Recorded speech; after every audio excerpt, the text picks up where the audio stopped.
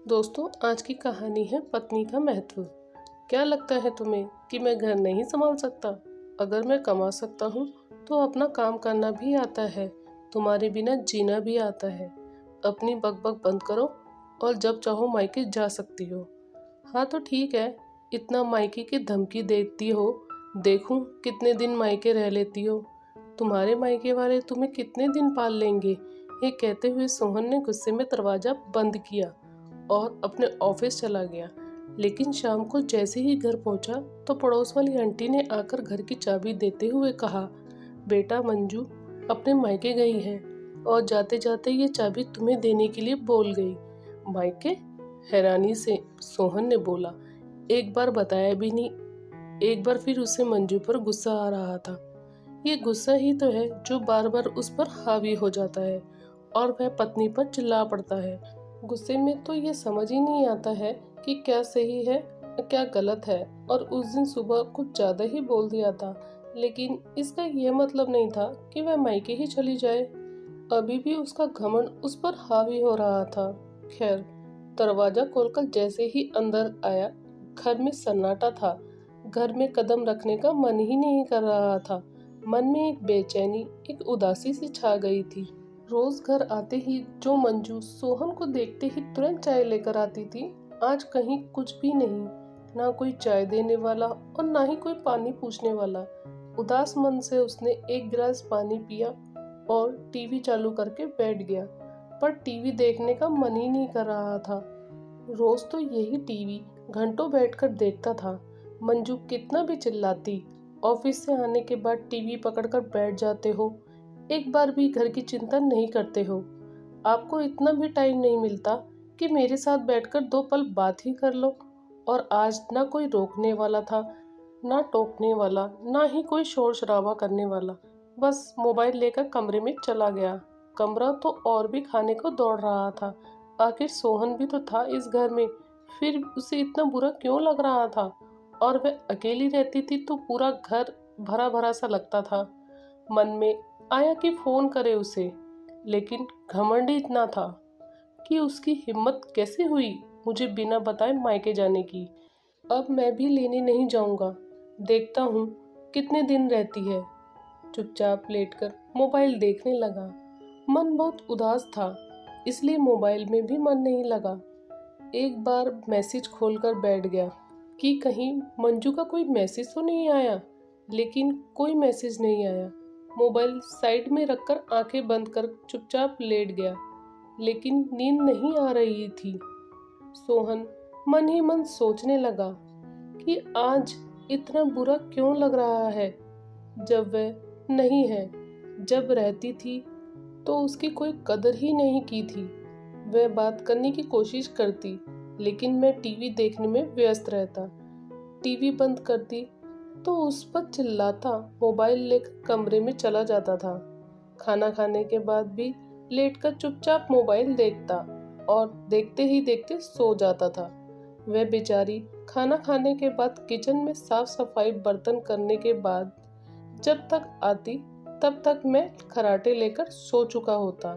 पत्नी के रहते समय कैसे भागता है पता ही नहीं चलता।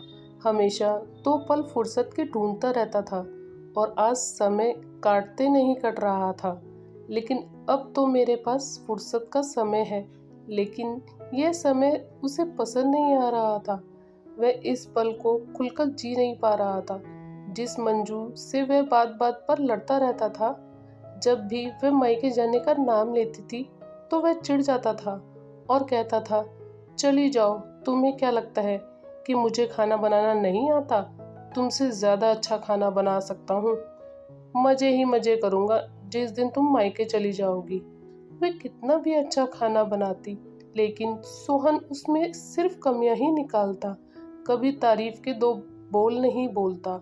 जब भी कुछ स्पेशल बनाती तो वह पूछती रहती कि बताइए खाना कैसा लगा। वह जवाब भी नहीं देता। वह फिर पूछती, गुस्से में उसे बोलता कि नहीं बता रहा हूँ तो समझ जाओ कि ठीक ठाक बना है। सोचते हुए रात हो गई। सुबह हुई तो वह जैसे ही नींद से जगा तो आवाज़ लगाई, मंजू एक कप चाय देना। अचानक कमला आई। कि मंजू तो घर पर नहीं है। फिर जल्दी से उठा, चाय बनाई, पीकर फ्रेश हुआ तो याद आया कि ऑफिस में मीटिंग है। जल्दी से नहाकर तैयार होने लगा कि भूख जोरों से लगी थी, पर इतना समय नहीं था कि रुककर नाश्ता बना सकूं। इसलिए फटाफट अपने कपड़े पहने और ऑफिस के लिए निकल पड़ा। लेकिन जब ऑफिस पहुंचा तो बॉस को खुद का इंतजार करते हुए पाया और बॉस ने बताया कि आज की मीटिंग कल के लिए पोस्टपोन कर दी गई है। और सोहन को वजह का पता ही नहीं चला और न ही उसने जानने की कोशिश की। वह तो तबीयत खराब होने का बहाना बनाकर उसने बॉस से छुट्टी ली और फिर एक दुकान पर छोले कुलचे खाए। उससे गुस्सा आ रहा था मंजू पर। फिर उसने सोचा, मैं गुस्सा किस बात पर कर रहा हूँ जो यहाँ है ही नहीं। कहा था माँ ने कि थोड़ा बहुत घर का काम बेटा आना चाहिए। जब बीवी आएगी तो कब किसी क्या जरूरत पड़ जाए पता नहीं होता, तो परवाह नहीं की। बस आदमी होने का घमंड बसा हुआ था मन में, क्योंकि हमेशा से पिता माँ की कोई कदर नहीं करते थे और माँ के लाख समझाने पर भी समझ नहीं आता था। आज सारा अहंकार टूट चुका था और माँ की कही बातें याद आ रही थी। अपने बाप पर मत जाओ, मैं तो सब सह चुकी, तुम्हारी पत्नी नहीं सहेगी तो औरत की कदर करना सीखो। बातें याद कर कर अब तो भूख भी मर चुकी थी और अकल भी ठिकाने आ गई थी। मैं उठा और बाइक स्टार्ट की और सीधा अपने ससुराल पहुंच गया, जहां मंजू दरवाजे पर खड़ी हुई दिखी। सोहन को देखकर बोली, आप यहाँ? सॉरी मंजू, मुझे माफ़ कर दो, घर चलो। मैं चाहता था कि मैं तुम्हारे बिना अच्छी तरह से जी सकता हूँ। तुम्हारी बकबक मुझे परेशान करती थी, लेकिन अब समझा कि इस बकबक के बिना ज़िंदगी कुछ भी नहीं। कल से घर काटने को दौड़ रहा था। तुम जो सजा दोगी मंजूर है, लेकिन घर चलो। तभी अंदर से मंजू की माँ को आते हुए देखा तो झेप गया था कि सासू माँ भी क्या सोचती होगी मेरे बारे में। आगे बढ़कर सास के पैर छुए। सास ने पूछा, आगे अंदर चलो, भूख लगी होगी। मंजू, दामाद को यहीं खड़ा करके रखोगी क्या? मैं खाना लगाती हूँ अभी, कहकर मंजू की माँ किचन में चलेगी और सोहन मंजू की तरफ देखने लगा। मंजू सोहन का हाथ पकड़कर अपने कमरे में गई और बोली, तुम्हें क्या लगता है कि मैं माँ को हमारी सारी बातें बता दूंगी? इतनी पागल नहीं हूँ। मैंने माँ से कहा था कि आप अपने ऑफिस के काम से बाहर गए हैं।